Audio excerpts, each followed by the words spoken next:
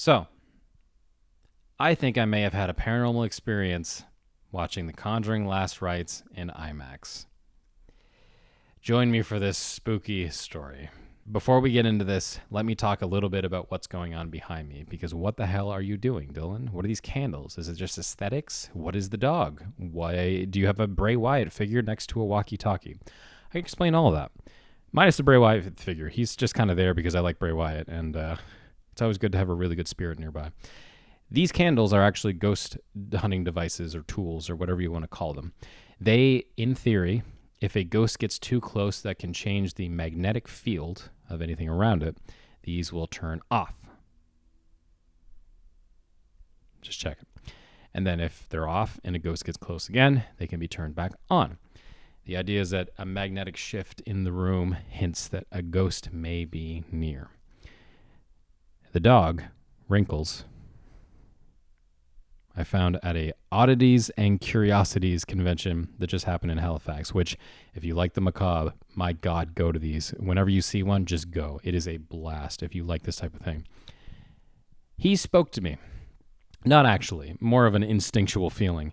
But I saw him at one of the kind of displays, and it was the only real thing in there that caught my attention and almost asked to come home with me, which I realize now is probably something I should have ignored, but I feel good about him. He's got a burnt ear that you can kind of see there. He's definitely old, I think, because these came out in the 80s. But there's just something about him that made me want to bring Wrinkles home and give him a little place to live out the rest of his days without being gawked at a convention center. Outside of that, next to Bray Wyatt, who, again, always good to have a good spirit around, it's a walkie-talkie that has become a little bit infamous on Haunted because I've been having some very bizarre happenings, let's put it that way, with that walkie-talkie where it will go off randomly and it makes no sense. It will just go and we've also heard a voice come through that in a way that shouldn't have. And you'll see that on season 13 of 14 and probably 15 of Haunted on Eastlink Community TV. That's a cheap plug that Mick Foley taught me. So that is what I have set up here, because I figured if I'm going to talk about Ed and Lorraine Warren, why would I not set up some sort of ghostly, not trap, but like trigger objects and stuff like that, so that if something does happen, it'd be cool to catch on camera. And I'm alone right now filming this, so even better, right?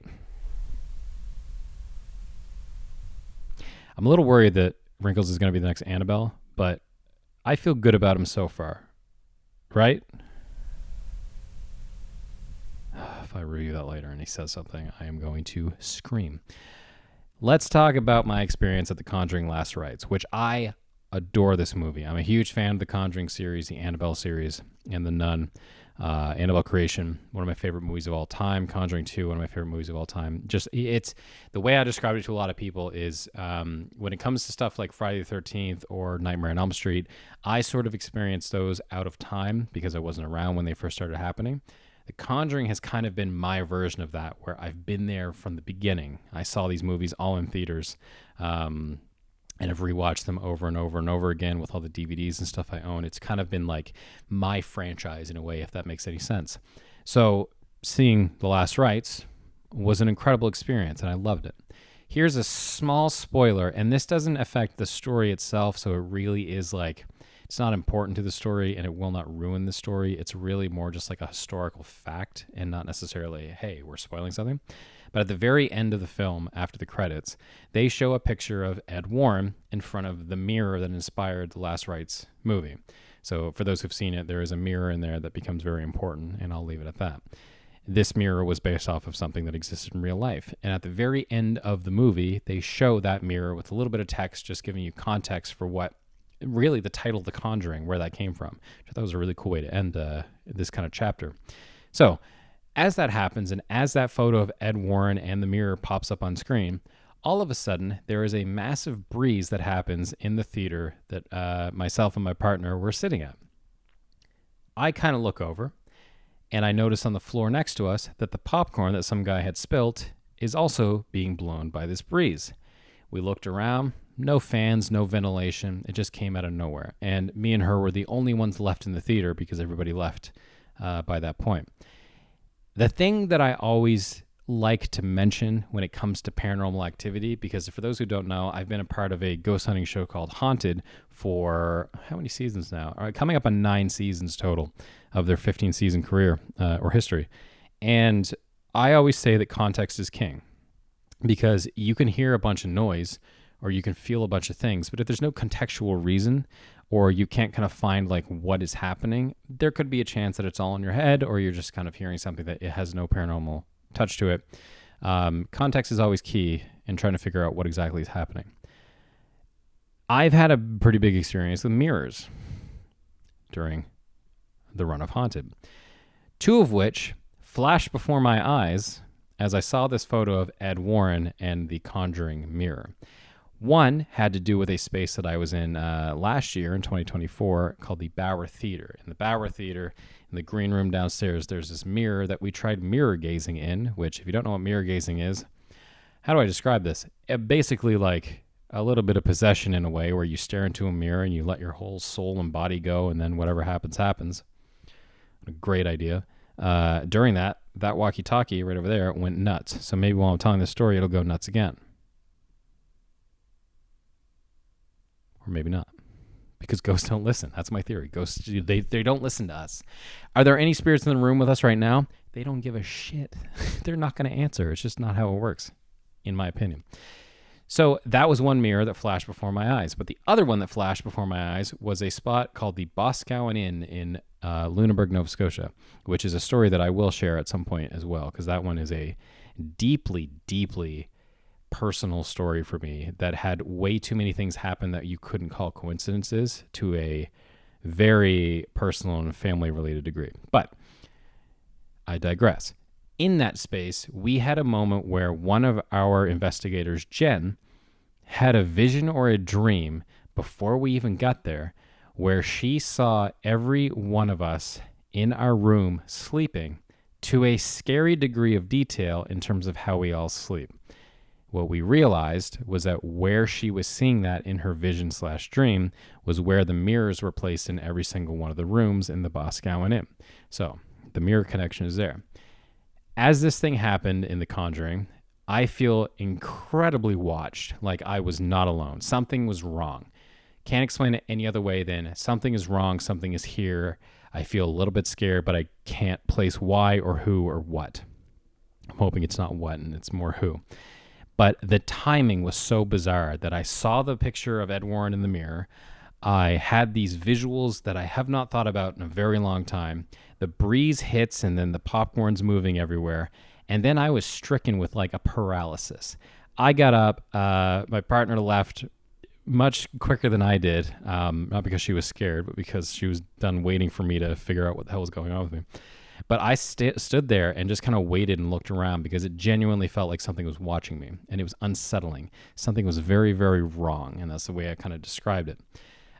Since that moment, I've been having wild nightmares. And I understand, like, before the comments come out, yeah, I just watched a Conjuring movie. I was probably pretty high-strung, and a lot of stuff was in my head that was probably, like, feeding into that. But I also, over the years, have learned to trust my gut instincts when it comes to this stuff, because, again, I hunt ghosts for a living. And I will be the first one to tell you, 85% of what ghost hunters do, I don't really buy into. And I don't really buy that they are one-to-one paranormal. Sorry, there's some noise in my apartment. I guess I'll do these at night. I don't buy a lot of this stuff as a one-to-one paranormal event, and I have a very high threshold with stuff that I think is actually paranormal. This was one of the rare times where my entire body said, somebody is here. I don't know if it was bad. I don't know if it was good. Somebody is here. And it wasn't a few minutes ago. Why do I keep hearing noises? Oh. I had to stop telling ghost stories at night. It's a really bad idea. I'm going to try and get through this. Something is here. Somebody is here. And it is very aware that you are here. You being me. It was so bizarre, because I can count on one hand the amount of times I felt like that. And a lot of the times are like very intense moments of paranormal activity that we really can't explain. And like I said, my threshold's pretty high when it comes to this. But it was such a very bizarre and unique experience of going through this franchise as a fan, within that time, becoming a paranormal investigator for television and also kind of learning to believe in certain aspects of the other side or whatever you want to call it, and learning more about what I have as a belief system, getting to the end of this franchise. Well, for now, they're definitely going to do more. Getting to the end of this franchise and then having this moment in a theater alone with your partner and then alone once you left. It was so surreal and it was so cool. Say what you will about the history of Ed and Lorraine.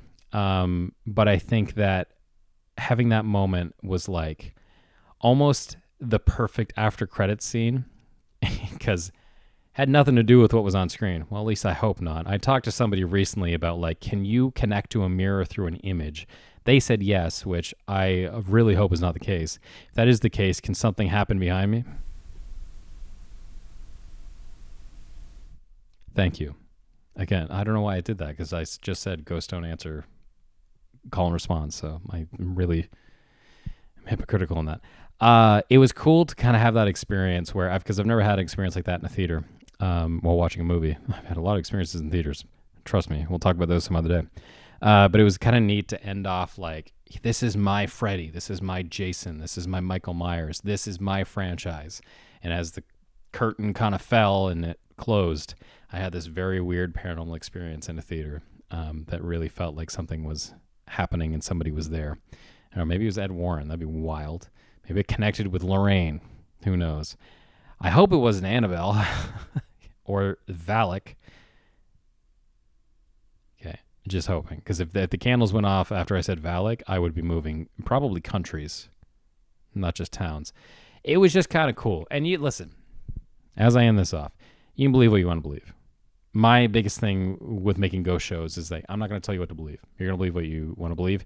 I can't convince you. If you have no interest in this and you just want to say, none of this is real, blah, blah, blah, blah, blah, I'm not going to put in my effort to try and convince you otherwise. I, as a filmmaker who makes ghost shows, have always saw it as we are giving you the puzzle pieces as an audience, but we're not showing you the box. You can figure it out on your own. We all have theories. We know what we feel happened, but this world of paranormal and ghosts is so bizarre that there's no point in telling you what actually happened because we don't know. And that's kind of the fun of it. But for those who do believe, it was very bizarre to have an experience looking into a mirror that is, the reflection is Ed Warren, and then having this physical and whole body shift happen in a theater. That was pretty rad, and I wanted to share that story. And I'm going to end off with this too. I know that this franchise will continue. I have no doubt in my mind that The Conjuring is not done, whether they do a new Annabelle or a new Nun or whatever they're going to do. I think the idea right now is, something just touched my hand. I think the idea right now is that they're going to do The Conjuring, maybe prequel or TV series. I want to say this. As somebody who just said, like, this is my franchise, I just want to say thank you to all the creators who made this story, who told these stories, from all the directors, from all the writers, to the cast, to, you know, everybody on that crew who made the stunts work, who did the art, who were PAs, who were drivers, I know how crazy film can be, and every single role is so important. You take one out, the whole cart goes off a cliff. But I just want to say thank you to everybody who made these, because The Conjuring, it's been my franchise. I know I've said that a few times, but it truly has been my franchise, selfishly. And it was sad to see it end, but it was also really touching and kind of the perfect way for me for that story to go out with Vera and Patrick as Ed and Lorraine. Sorry, I'm so nervous. That was my leg making noise, and I thought I saw the devil himself. It was cool. It was just cool to kind of end that experience with something that happened in real life. So that is my story about how I had a paranormal experience at the Conjuring Last Rites. Has anybody else had that engaging with these movies? Because I know a lot of Annabelle dolls exist now for toys and all that stuff, but has anybody ever had that happen to them? If so, let me know in the comments. I always love hearing about people's ghost stories. And if you don't believe and you just want to be a dick, go away. This ain't the space for you. Go complain somewhere else. This is for the freaks who love ghosts and demons and all that and want to talk about that. No complaining here, or I'll delete your comment. Ooh, what a threat. But thank you so much for watching. I wanted to share this story as like a little bit of a fun story. I don't know what the hell that was, but if you've made it this far, thank you, and consider voting for me if I'm still in it for Rue Morgue's Face of Horror, because I want $13,000 to make a horror film. I'd love to be featured in Room Morgues magazine, which is a bucket list item of mine. And meeting Jamie Lee Curtis, Matthew Lillard, and Kane Hodder isn't bad either. Can you read through what I'm saying? That shit rocks. Can you imagine? Can you imagine? Horror icons in the flesh, in person. Be a wild experience. So consider voting. I'm sure the link is somewhere in this video description somewhere.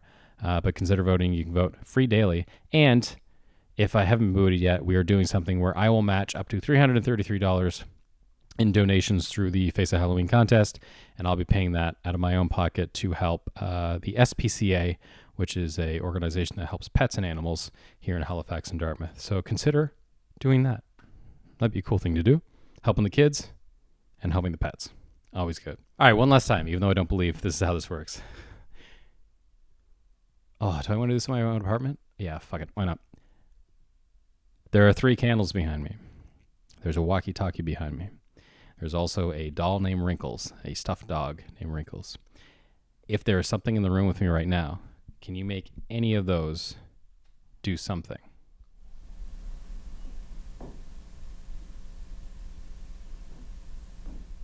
Good. I can sleep tonight. Isn't that wonderful? Thank you for watching, everybody. And as per usual, I know you hate this, but what is that behind you? You should take a look. Because it's looking at you. Got to be aware of these things. Good night, everybody, and we'll see you next time.